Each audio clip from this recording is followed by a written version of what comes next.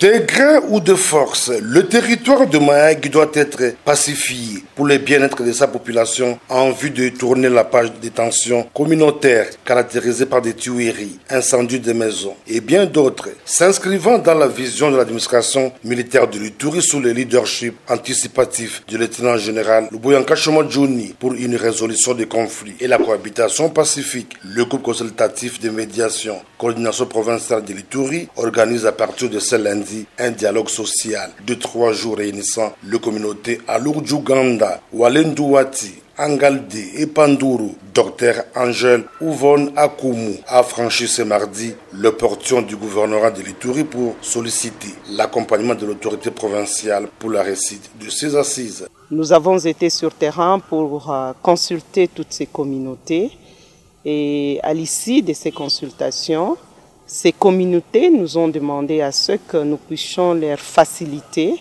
le dialogue social avec toutes ces autres communautés, raison pour laquelle nous sommes venus voir l'autorité pour son accompagnement dans ces processus de dialogue.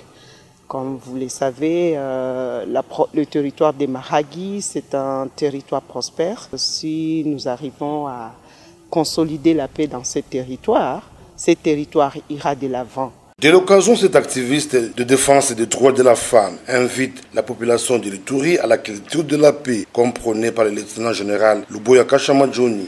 Aujourd'hui, si nous commençons à accepter de dialoguer de nos problèmes pour que nous puissions nous-mêmes relever les causes profondes de nos divisions et voir ensemble qu'est-ce qui nous unit. L'autorité provinciale ou l'autorité nationale ne peut pas seule consolider la paix dans cette province. Tout le monde a s'impliquer pour que demain le territoire des Mahagi pacifié et pourquoi pas toute la province de l'Ituri. Depuis l'avènement de l'état de siège en Ituri, le gouvernement militaire mène une lutte sans merci pour la stabilisation et la restauration de l'autorité de l'État dans cette partie du pays, raison d'être de cette mesure exceptionnelle instaurée par le chef de l'État, Félix Antoine Tshisekedi Tshilombo, qui porte déjà ses fruits.